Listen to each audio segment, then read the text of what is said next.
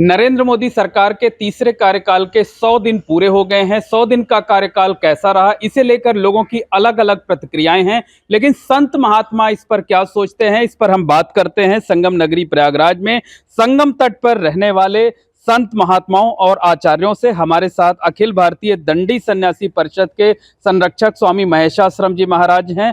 तमाम आचार्य हैं, हम उनसे बात करते हैं, उनकी प्रतिक्रिया लेते हैं।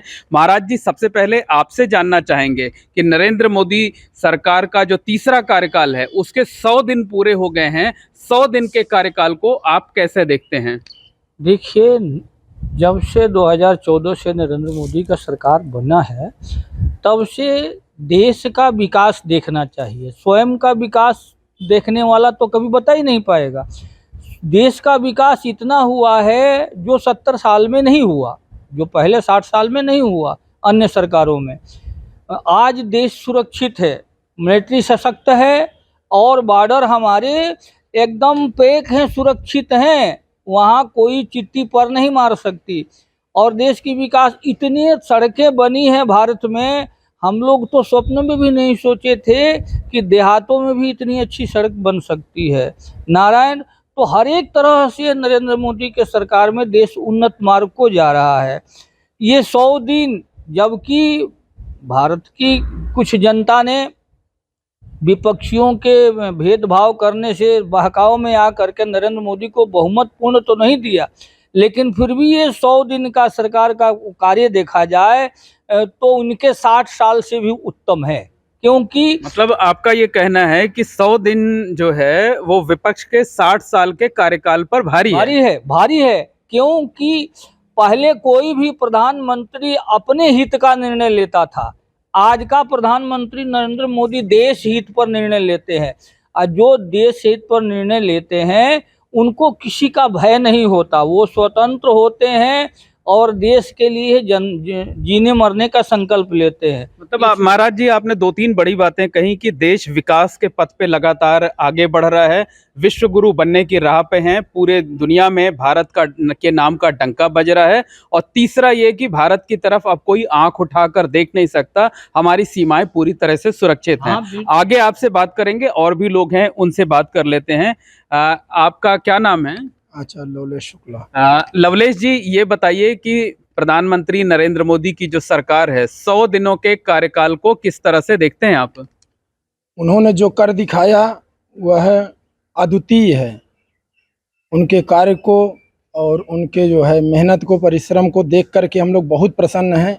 और मोदी जी जैसे प्रधानमंत्री ही हम लोग जो है पसंद करते हैं, और यही भगवान से प्रार्थना है कि वो बने रहें, उनके जैसे प्रधानमंत्री और भी आगे आएँ।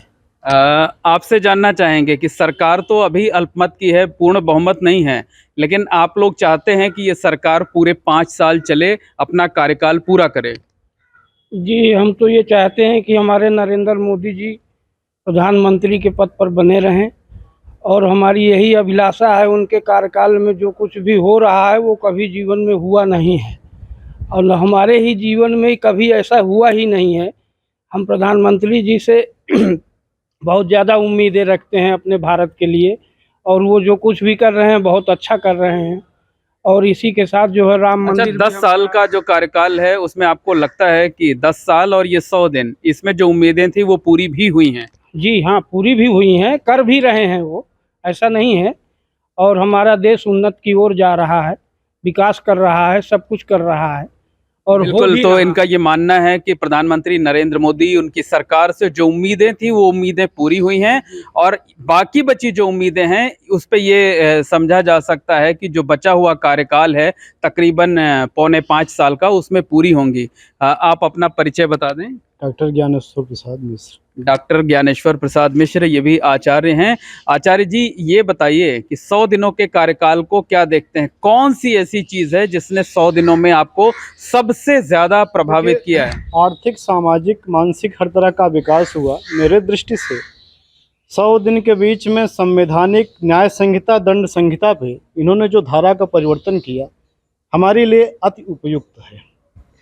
इससे क्रिमिनल जैसे व्यक्तियों का चिंतन, क्रिमिनल जैसे व्यक्तियों का भी बहुत बड़ा प्रभाव पड़ रहा है।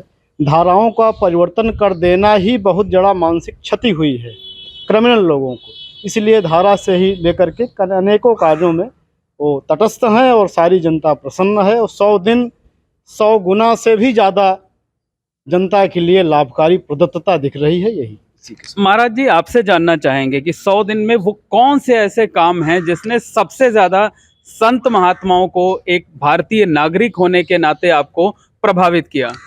देखिए, दो बातें हैं।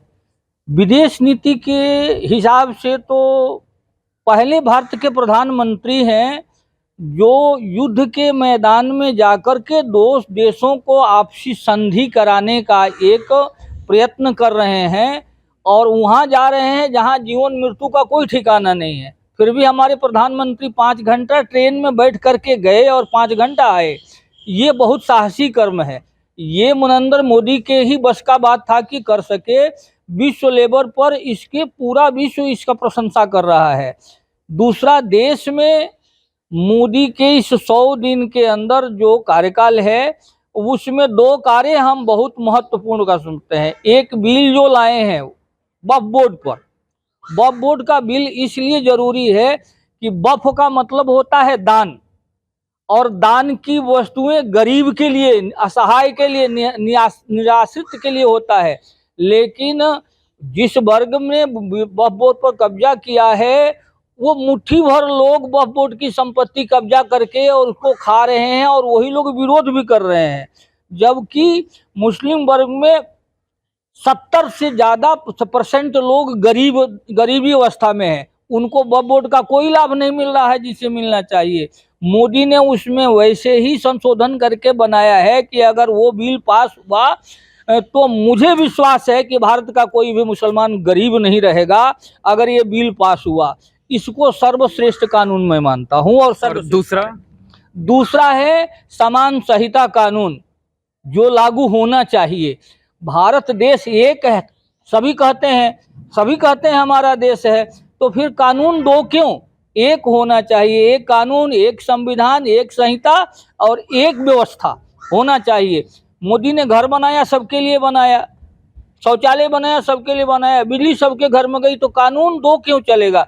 इसलिए ये कानून भी मोदी का है, वो लाए। मतलब 100 दिनों के कार्यकाल से पूरी तरह से संतुष्ट हैं और उम्मीद ये करते हैं कि आने वाले जो 100 दिन होंगे, 200 दिन होंगे, या जो बचा हुआ कार्यकाल होगा उसमें समान नागरिक कानून जो है वो लागू करें ताकि देश के सभी लोग एक बराबर रह सकें। आप क्या चाहते हैं कि आने वाले कार्यकाल में क्या कुछ करना चाहिए सरकार को, प्रधानमंत्री नरेंद्र मोदी को? नहीं, आने वाले जैसे 100 दिन नहीं, 2 पंचवर्षीय उसको देख लीजिए और 100 दिन ये देख लीजिए। इन समयों को देखते हुए तो हमको आपको सोचने की आवश्यकता नहीं है। देखिए, शास्त्र में आया गायंत देवा किल गीत कानी धन्यास्त्रिय भारत भूमि भागे। इस सूक्ति को मोदी जी ने साकार किया, तो धार्मिक, आर्थिक, सामाजिक हर तरह से साकार कर रहे हैं। जनता प्रसन्न है। ईश्वर करे, अभी आचार्य जी ने कहा ना, ईश्वर करे इसी तरह प्रधानमंत्री रहें, और आगामी भविष्य परमात्मा से भी निवेदन करते हैं कि ऐसे ही महापुरुष आए पदस्थ, ताकि भारत का विकास होता रहे, पूरी दुनिया में भारत के नाम का डंका बजता रहे। आप क्या उम्मीद करते हैं कि आने वाले समय में अब उनको क्या करना चाहिए? आने वाले समय में तो उन्होंने बहुत ही अच्छा कार्य किया और आगे भी यही उम्मीद रखते हैं कि ऐसे जो है अपना कार्य निरंतर लगन से करते रहें। हम लोग बहुत प्रसन्न हैं। भगवान से हम लोग केवल प्रार्थना करते हैं कि वो ऐसे बने रहें, और आगामी जो भी आए उनके स्थान पर उनको भी भगवान बल बुद्धि ऐसे दे कि इसी प्रकार के कार्य करके और हम सब लोगों का दिल जीतते रहें। तो महाराज जी, एक अंतिम प्रश्न ये है कि संत महात्माओं का आशीर्वाद पूरी तरह से नरेंद्र मोदी जी, उनकी सरकार के साथ है। देखिए, संत महात्मा ही नहीं, जो इस देश को अपना देश मानते हैं, अपना, और अपनी इस सभ्यता को अपनी सभ्यता मानते हैं, वो सभी नरेंद्र मोदी के साथ हैं। संत तो हैं ही हैं, और हम तो इतना विश्वासी हैं कि 2000 ये जो 5 वर्षीय योजना तो पूरा करेंगे ही, 29 में भी नरेंद्र मोदी ही प्रधानमंत्री बनेंगे। क्योंकि भारत में बहुत से ऐसे कार्य हैं जो भारत के गरीब जनता को नहीं मिल रहा है, उसका लाभ उसको पहुंचाने के कार्य मोदी ही कर सकते हैं, ये पूर्ण विश्वास है। तो धन्यवाद। तो निश्चित तौर पर कहा जा सकता है कि जो संत महात्मा हैं वो 100 दिनों के कार्यकाल से बेहद खुश हैं, उत्साहित हैं, पूरे 100 में 100 नंबर देना चाहते हैं और उन्हें ये उम्मीद है कि आने वाले जो दिन होंगे उनमें जो बचे हुए कार्य हैं उसे भी नरेंद्र मोदी की सरकार करती रहेगी। पूरे दुनिया में भारत के नाम का डंका बजता रहेगा और भारत एक बार फिर से नरेंद्र मोदी की अगुवाई में विश्व गुरु बनेगा। Mohammad Moin, ABP network, Prayagraj. For exclusive and insightful videos, subscribe to our new channel ABP Live Premium.